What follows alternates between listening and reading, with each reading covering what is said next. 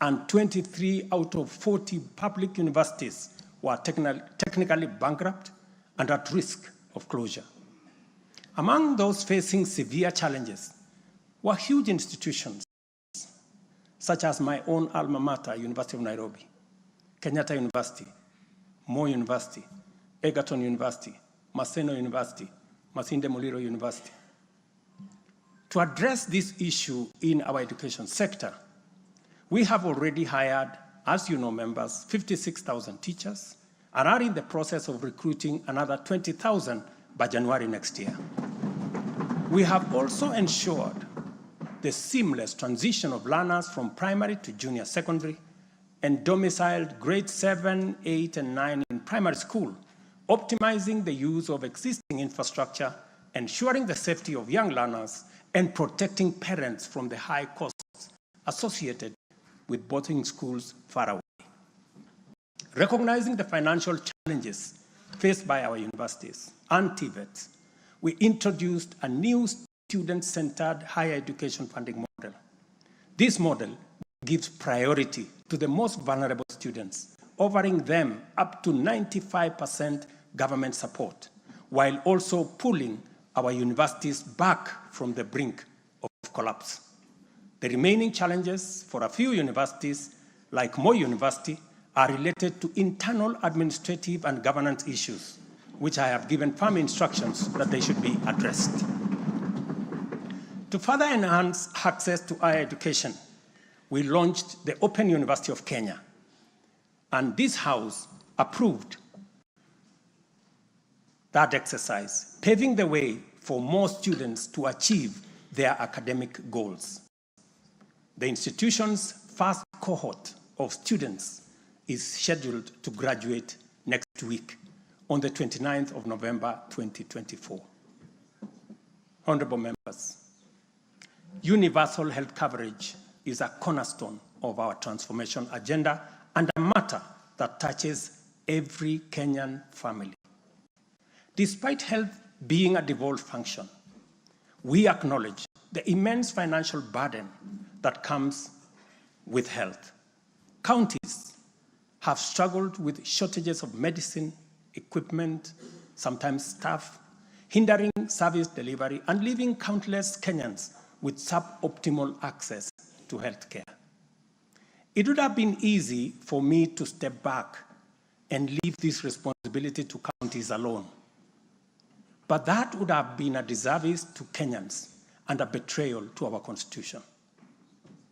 Instead of engaging in debates about healthcare being devolved, I have chosen the hardest but necessary path of addressing this challenge head-on.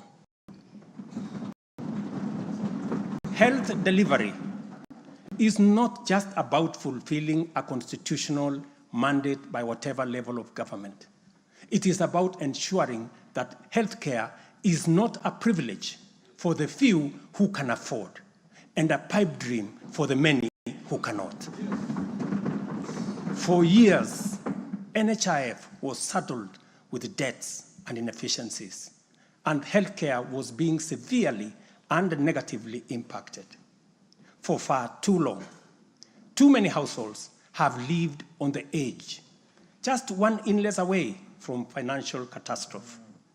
Our healthcare system has historically neglected the poor and vulnerable, leaving them without any option, while private sector medical covers remained out of reach for the majority. This is precisely what we will correct through the provision of universal health coverage. This agenda is not just about a promise. It is about a bold commitment to deliver health through transformative financing reforms, making healthcare accessible and affordable, digitizing our healthcare services to enhance efficiency, eliminate fraud, and stop corruption, and to empower a skilled and motivated health workforce. To honor our commitment on the universal health coverage, I signed into law 4 groundbreaking legislation on the 19th of October, passed by this August House. The Social Health Insurance Act replaced the outdated National Hospital Insurance Fund and established the Social Health Authority, which oversees 3 essential funds. This modern framework ensures that every Kenyan, especially the most vulnerable, can access quality healthcare services when they need it most. The shift from the National Health Insurance Fund model to Taifa Care is fundamental and radical in both scale and character. NHIF, if I give you a bit of example, NHIF served a few salaried Kenyans and those who could afford to pay.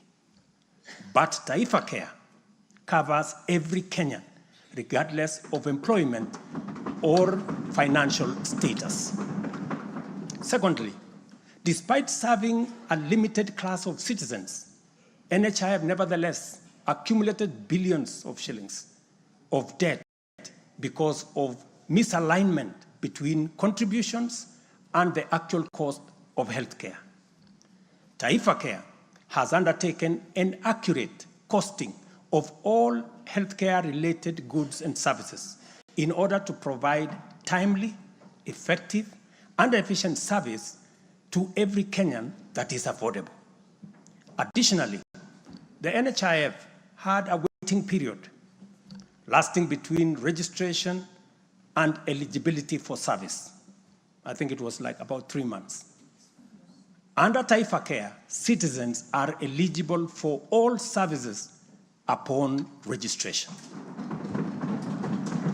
I therefore urge every Kenyan to take the most important step in securing dependable health care for themselves and their families. Register. Register now or at the earliest possible opportunity. Honorable members, for the first time in our nation's history, free primary health care is increasingly becoming available at dispensaries, health centers, and hospitals. Ambulance and emergency services are also slowly but surely being made available at no fee. Under Taifa Care, we have introduced a comprehensive benefits package that brings specialized care, such as cardiothoracic surgery, within reach for many Kenyans without the burden of financial strain. Through the Digital Health Act, we are revolutionizing healthcare delivery.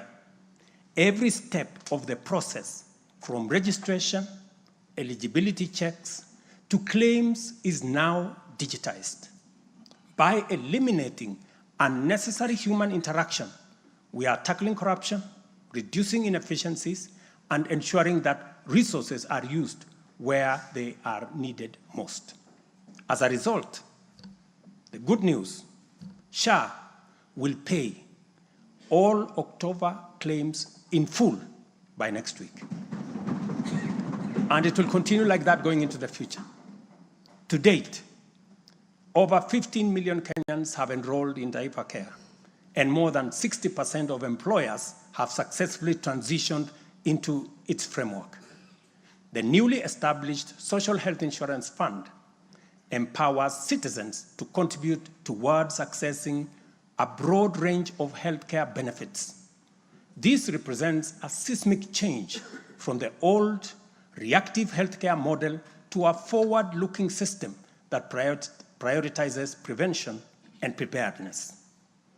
Once the transition from NHIF is complete and SHIP becomes fully operational, Kenya will have a healthcare system that guarantees dignity, peace of mind, and equitable access for every citizen for the first time in our 60 years of independence. Honorable members, we have launched an ambitious healthcare program, one that Kenya has always needed and deserved. Like any major transition, there are challenges, but I promise you, we are fully committed to making the system work. As we roll out this program, we are listening to citizen voices and collaborating with counties to deliver better healthcare services. Through the Facility Improvement Fund, which you in this House passed, we will ensure that hospitals are equipped with the tools they need, medicine, equipment, and other resources necessary to provide quality care, while involving citizens in decision-making at every facility. We are now doing the heavy lifting, clearing decade-old debts, ensuring access to medicine and equipment, and stabilizing a system that had failed too many for too long. We are building a healthcare system that serves every citizen with equity and dignity. Over the past month, we have disbursed Kenya shillings 5 billion to settle historical debts owed to the public, private, and faith-based medical facilities, some of which have been pending for over a decade. Another 3.7 billion will be disbursed tomorrow. This underscores our commitment to ensuring uninterrupted delivery of healthcare services, and we will continue to clear the remaining balances in a phased-out approach over the coming months. This sustained effort aims to restore confidence in the healthcare system and ensure seamless access of quality services. Honorable members, there is a compelling body of data projecting that not only is the future of humanity urban, but also that Africa has the fastest rate of urbanization. Kenya is no exception, and in fact, many of our counties are urbanizing rapidly. Dear Kenyans, we have a date with an urban future, and the only choice we have is what this urban future will look like. Will it be characterized by decent, dignified, safe, and livable neighborhoods and communities? Or will it be haphazard, unsanitary, and safe slum dwellings? This is the fundamental question that our affordable housing plan seeks to answer. Kenya has a serious housing deficit, and the cost of housing is beyond the reach of the majority. While the social and economic efforts of this shortage are far-reaching, rent as a component of the cost of living is unsustainable. People are forced to choose between enduring long, punishing commutes to faraway homes or taking up less desirable spaces within reach. Supplying the number of units required to fill the affordable housing gap requires us to undertake construction throughout the country at the rate of 200,000 new housing units every year for 10 years. Many people have asked why they should be interested in affordable housing projects in rural areas. If you look around, you will witness the signs of our urban future. Land sizes are becoming smaller as the population grows in rural agricultural areas.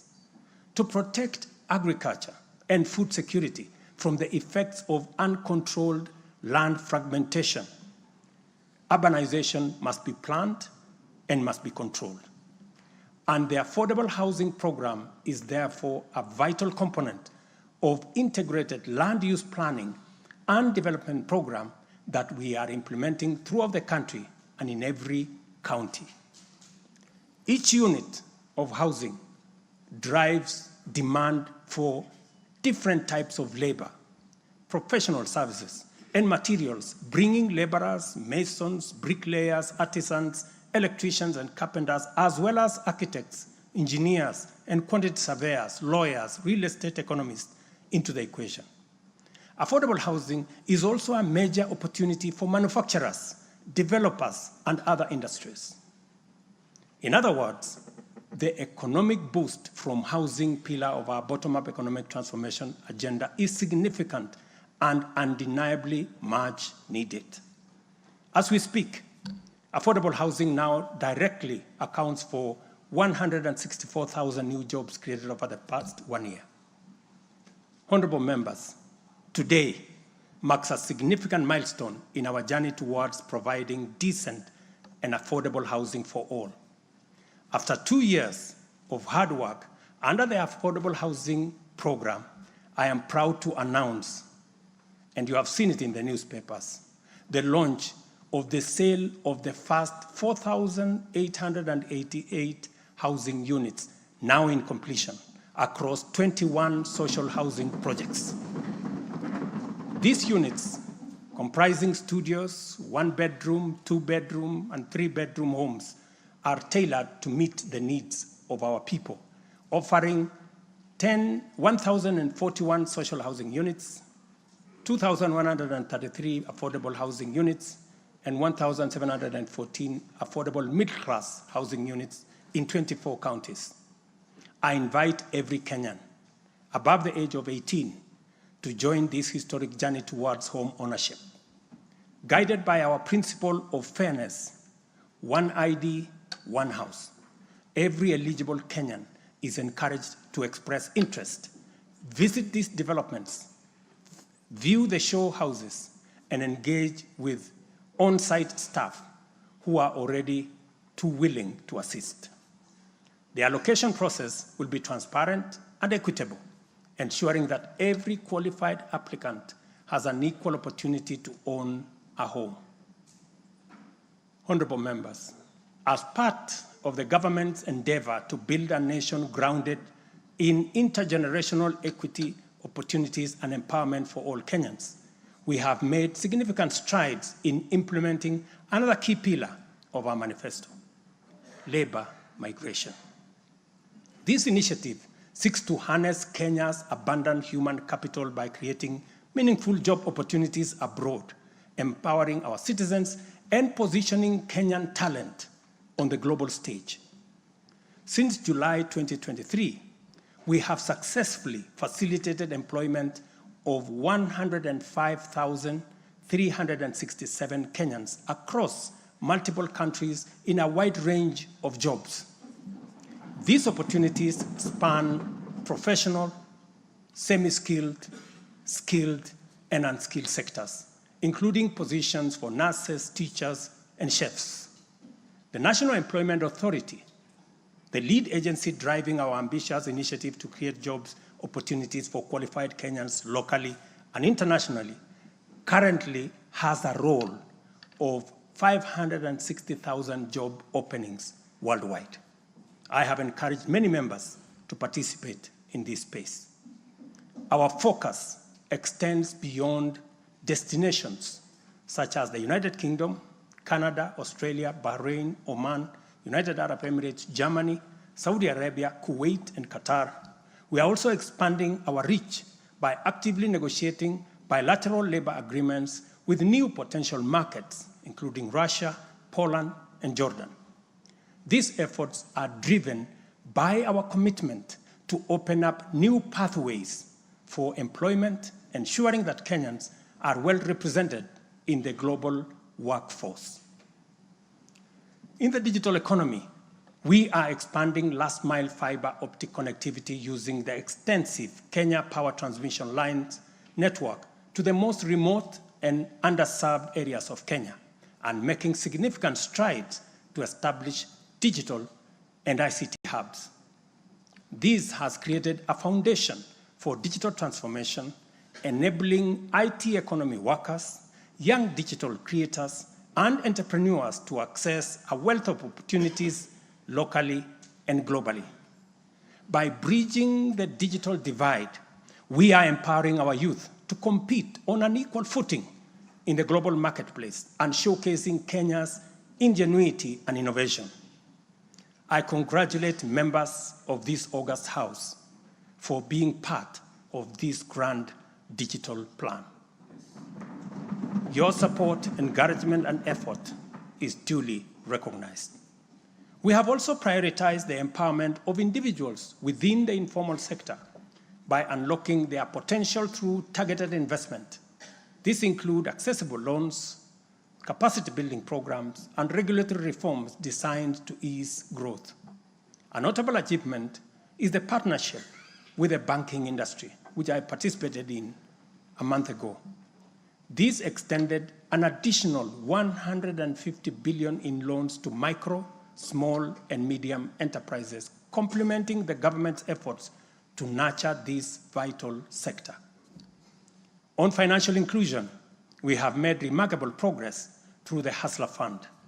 To date, this innovative initiative has disbursed Kenya shillings 60 billion, benefiting 24.6 million Kenyans and mobilized over 3.3 billion in savings. The fund maintains a repeat customer base of 8.5 million beneficiaries with a repayment rate of 79%. To mark the fund's second anniversary, we have taken a bold step by launching a third product specifically tailored for small and medium enterprises. This new initiative will initially target 2 million beneficiaries who have demonstrated a strong credit history with the fund. By so doing, we aim to create a pathway for these entrepreneurs to transition into the formal banking system, thereby deepening financial inclusion and strengthening the SME sector. This milestone underscores our commitment to build a financially inclusive and economically resilient nation. The progress we have made has been possible only because the people of Kenya have been courageous, strong, determined, and patriotic. It has also been enabled by a number of early interventions under our bottom-up economic transformation agenda, and at the same time, created space for us to implement the agenda in full. As we proceed with implementation, we expect to quickly capitalize on the gains we have secured and invest resources in the economy with an emphasis on strategic pillars of our plan. As more projects get off the ground, more people get hired, liquidity levels improve, more money ends up in people's pockets. Honorable members, you know we are a democracy. Democracy is a founding principle and defining value of our nation. Democracy is hard-won, non-negotiable right, and guarantees freedom that we are proud of and must always defend. Our national democratic culture expresses itself energetically through robust discourse, boldly speaking truth to power, and holding leadership to account. It is a tradition of fearless expression and vigorous public participation. This is who we are, and there is nothing anyone can do about it. We understand, therefore, that protests are always legitimate and permitted by the Constitution. Protests are conducted by citizens who are peaceful and unarmed. Assemblies, demonstrations, and picketing to advance constitutionalism, increase accountability, and defend the rule of law are constitutional imperatives. Conversely, mobilization in pursuit of criminal agenda, chaos and anarchy are explicitly forbidden because we all have a duty to defend our republic, our constitution, and the rights of all people. The government, in particular, must remain vigilant at all times against modern threats to the sovereignty and territorial integrity of our nation, as well as public order, peace, and security. In this digital era, characterized by transformative innovations, including artificial intelligence, it has never been easier to inform, educate, and entertain the people. At the same time, it has never been easier to misinform, mislead, disinform, incite, and alarm the public. Criminals and subversive elements who infiltrate and hijack peaceful protests are a threat both to legitimate protesters and to the public. Incidences of violent criminality in the name of protests, threaten the safety of innocent people, public assets, private property, and the social order. The tension here is stark. We have a democracy, which we are proud of, must defend, and should deepen by all means. And at the same time, we have citizens whose lives, rights, we must protect, and a nation whose security, stability, and prosperity we must safeguard. The task at hand is complicated if citizens and state agencies dilute the distinction between the lawful and the criminal, the just and the unjust, thereby making it difficult to tell protesters and security officers from bandits, gangsters, and criminals. It is only by following the law that we are able to achieve our aims and apportion accountability properly. It should not be possible for robbers and looters to escape accountability by claiming that they were taking part in a protest. Likewise, it should not be possible for security officers to wound, maim, or even kill citizens and claim that they were engaging violent criminals. We all have a duty to make the necessary distinction and to do so clearly to protect democratic expression and guarantee public safety and security.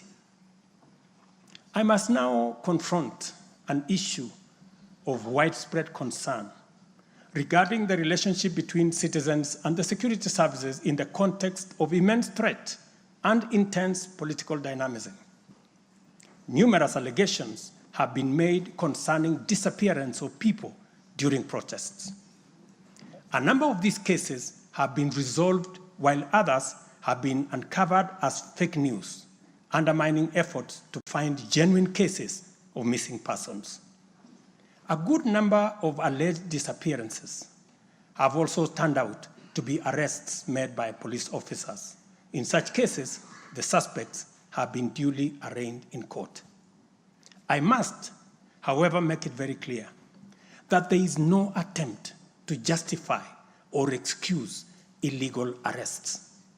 Such would be a serious threat to the life and liberty of citizens. I condemn any excessive or extrajudicial action which puts the life and liberty of any person at risk, including disappearances and threats to life.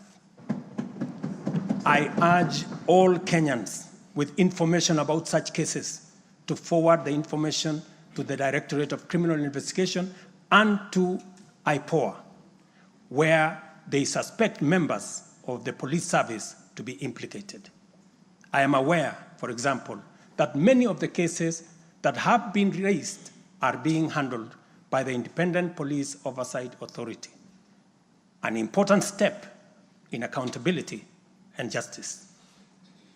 Many citizens, as well as various organizations representing and championing women's rights and welfare, have expressed concern about gender-based violence and the increasing cases of killings of female victims by male criminals motivated by primitive expressions of gender-based brutality and impunity. Left unaddressed, these incidents will cause the women of our nation to feel increasingly unsafe, even in their own homes. This is both tragic and unacceptable. It also complicates, in disturbing ways, the struggle by Kenyan women for inclusion, for equality, for dignity, social justice, their rights, their protection, a section of our society that has been marginalized for a long time. I am aware that most of these cases of murder of women by men have been investigated and prosecuted. It is my hope that in due course, those found culpable will face the full force of the law. Members, It is time for each of us, political leaders, public officers, religious leaders, traditional institutions, and family members, to do our part in raising boys into morally upright men who will never need to affirm their masculinity at the expense of women. But instead, contribute to making our society just, safe, equal, and inclusive. I appreciate women leaders who have taken time to engage me and propose solutions to address this issue. I have held discussions with other leaders in government, and I have tasked the Deputy President to reach out and facilitate collaborative, broad-based, and multi-sectoral deliberations and recommend effective and radically transformative and affirmative action within the next 6 months. This Parliament will recall that early in my tenure, I engaged the leadership of both houses with recommendations on a working formula to actualize meaningful inclusion of women in national leadership. We must seriously question the drivers and the motives of resistance and reluctance to take the next step in actualizing the 2/3 gender rule. We must call out those who continue to sabotage this right of women to contribute to the governance of our nation. Women are not second-class citizens. They deserve equal representation at all levels.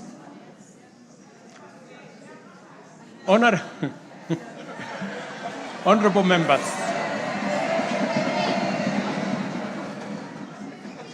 without a doubt, honorable members, without a doubt, every shilling of our national revenue matters and must be used to deliver maximum value to Kenyans.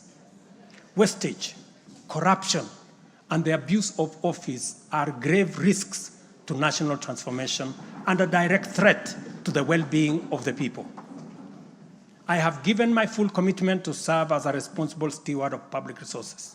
To begin with, I have championed the automation and digitization of government services and revenue collection to promote transparency, seal loopholes that lead to revenue losses, enhance accountability, and eliminate opportunities for corruption, therefore improving efficiency, transparency, and integrity. I am delighted to report to this House on the dramatic improvements we have recorded by automating and digitizing our revenue collection and service delivery through eCitizen. We have so far digitized 20,855 government services, up from 350 in 2022, representing an increase of almost 6,000%, while we have significantly improved revenue collection. Take the case of Kenya Wildlife Service, whose total revenue for the year ending June 30th, 2023 was 5.3 billion. But after implementing a digital revenue collection system, the revenue grew to 7.6 billion in the year ending June 30th this year, representing a 43% increase.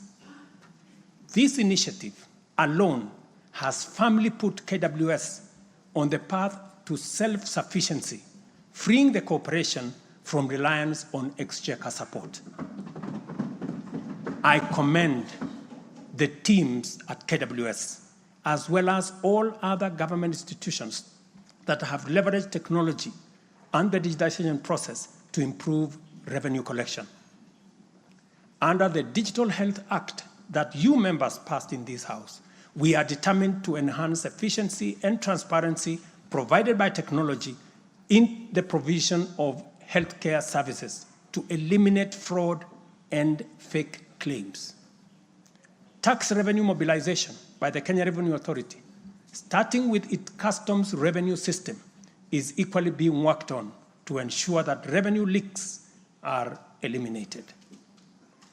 Because corruption is a serious risk to social justice, sustainable development, and national security, and the bottom-up economic transformation agenda, I am harnessing our working relationship with other arms of government to encourage the judiciary and parliament to enhance integrity and efficiency by adopting digitization and automation.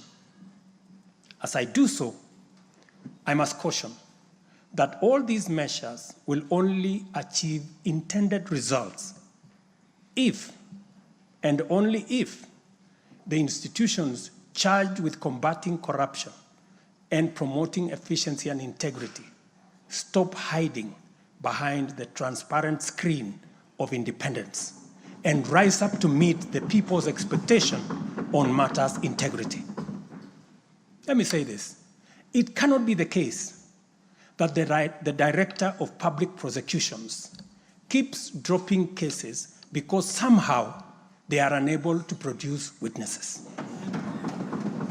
It cannot also be the case that corruption suspects rush to court to obtain anticipatory bail that shields them from due process and enables them to compromise investigations. There is also no reason for corruption cases to drag in our courts for years when the same courts are able to determine election petitions and related disputes within 6 months. Members, it is also unacceptable for the Houses of Parliament to deny the nation a much-needed instrument in the war against corruption by continuing to sabotage the passage of the Conflict of Interest Bill.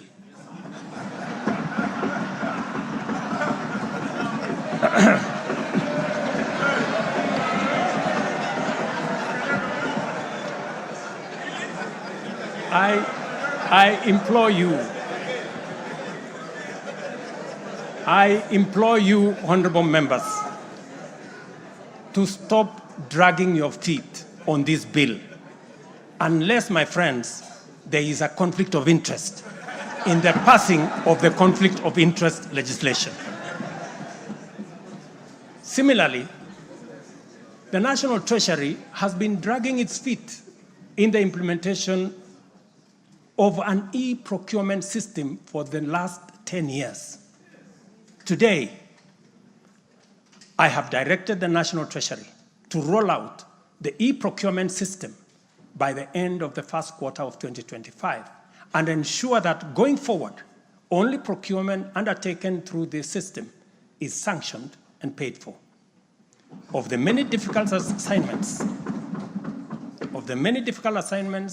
I have undertaken, this fight against corruption is one I now take on with resolve going forward. Let this serve as notice to all. Independent institutions charged with this responsibility must up their game, pull up their socks, and match up to the expectations of the people of Kenya. Honorable members, I have stated in the past and now reiterate today that in the face of undisputed evidence or credible information on corruption, I will not hesitate to take decisive action. Accordingly, I now direct, in furtherance of the principles enshrined in Article 10 of the Constitution on transparency and accountability, and based on new information provided by investigative agencies and partner nations, that the procuring agencies within the Ministry of Transport and the Ministry of Energy and Petroleum immediately cancel the ongoing procurement process for the JKIA expansion public-private partnership transaction, as well as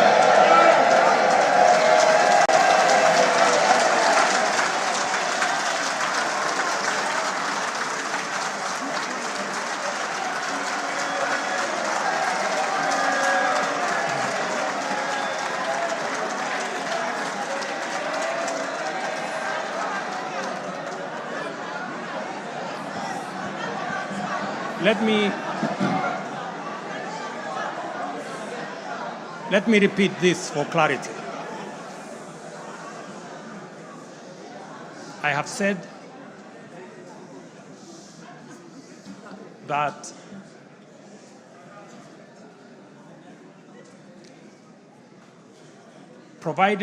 because of the information that has been provided to us by partner nations, I have directed agencies within the Ministry of Transport and the Ministry of Energy and Petroleum to immediately cancel the ongoing procurement process for JKI expansion public-private partnership transaction, as well as the recently concluded Ketrago transmission in public partnership procurement process.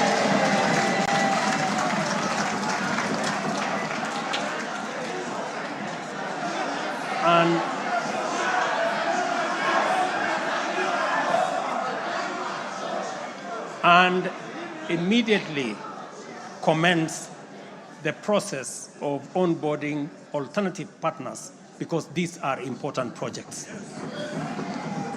Honorable members, the work of taking our nation forward is our collective responsibility as citizens.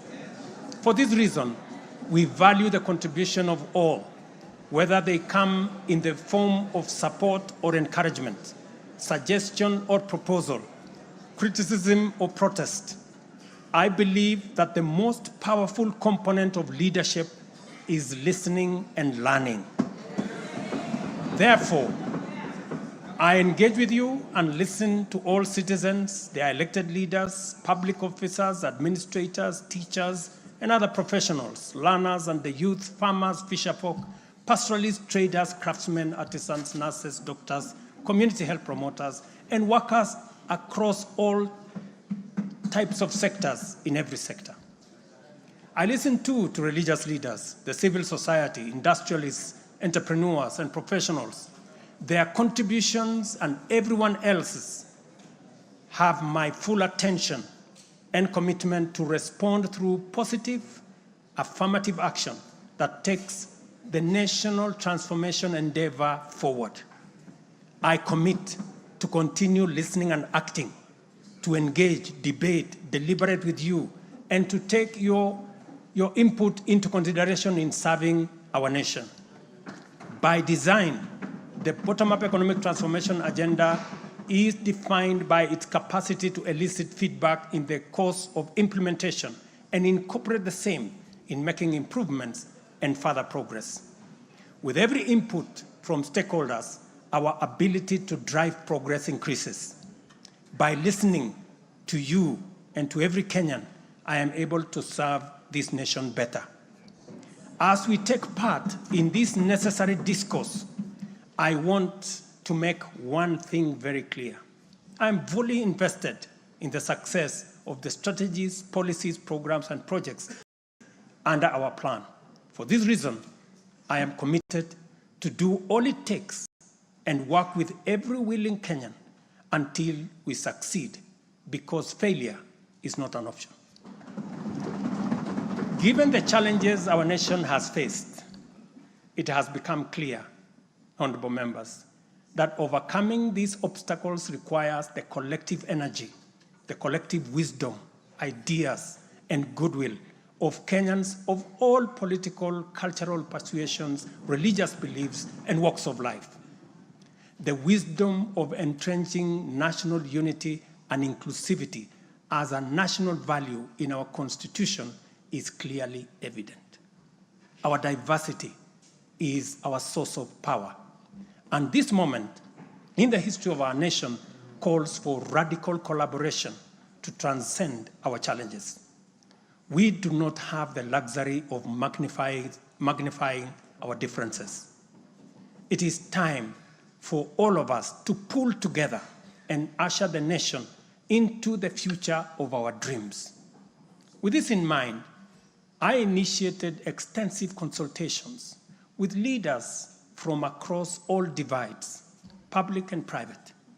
Through these engagements, we resolved to reimagine unity and inclusivity and harness the full potential of our nation through bipartisanship, which culminated in the formation of the broad-based cabinet. The imperative to accommodate the contribution of leaders across the aisle inspired us to constitute the broad-based government, a partnership based on shared purpose and premised on a commitment to bring our national values into action to turbocharge the implementation of the transformation of our nation. Being a farmer myself, transformation is like farming. A lot of resources are invested in plowing the land and planting the seeds, after which there is nothing to see for all the work except stretches of bare earth. Impatience might lead to anxiety and lamentation of the waste of effort in seed buried in the earth. However, after a brief wait, seedlings sprout, requiring close attention, weeding, and patient tending into the crop that will be ready for harvest. So is economic transformation. It requires hard work, investment of resources, patience, and faith. We have planted the seed, and all over the field, it is beginning to sprout. While admittedly, there remains much to fulfill, our collective hope to deliver the national economic transformation that this nation so dearly deserves is on course.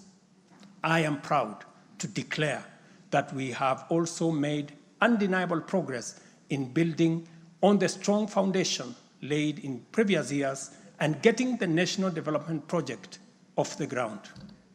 Honorable members, from the reports that I have the honor to table for your consideration and debate, there is reason to be optimistic that our forward march is unstoppable and that our capacity and commitment to live and work by our national values and principles of governance are stronger than ever before. Our nation is a proud member of the international community, making our contributions to the global progress boldly and with great determination. We stand collectively facing the dawn with confidence that our expectations of a bright daylight is not in vain. In summary, honorable members, and all fellow citizens, the state of our nation is resilient. And now, honorable speakers, it is my pleasure to submit to Parliament the following 3 reports as required by the Constitution. Number 1 is the report on all measures taken and progress achieved in the realization of national values.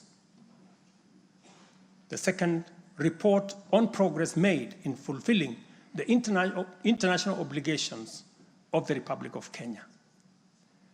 And the third, report on the state of our security.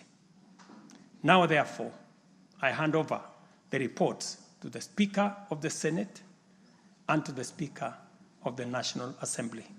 Thank you all. God bless you, and God bless Kenya.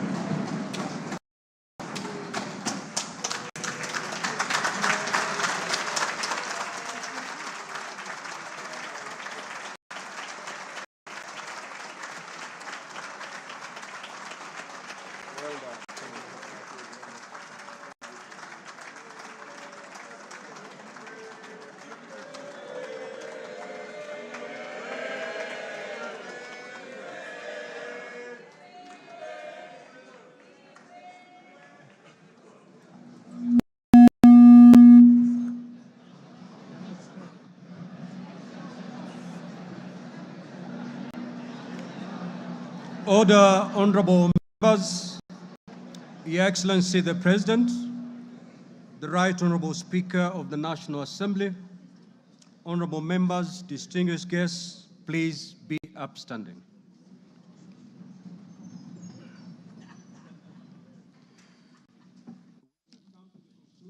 Business of the day, and it is now time to adjourn.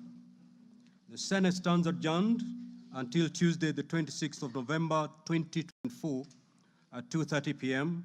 in the Senate chamber.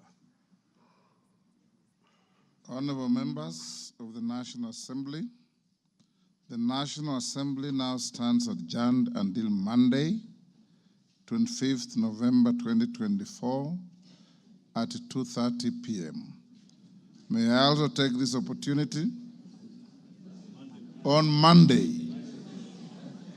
I repeat, the National Assembly stands adjourned until Monday, 25th November 2024 at 2:30 p.m. May I take this opportunity to invite all honorable members and our guests to a reception at the Parliament courtyard. May I also request all of you honorable members and our guests to remain standing in your places until the procession of His Excellency the President and the speakers of the two houses leave the chamber.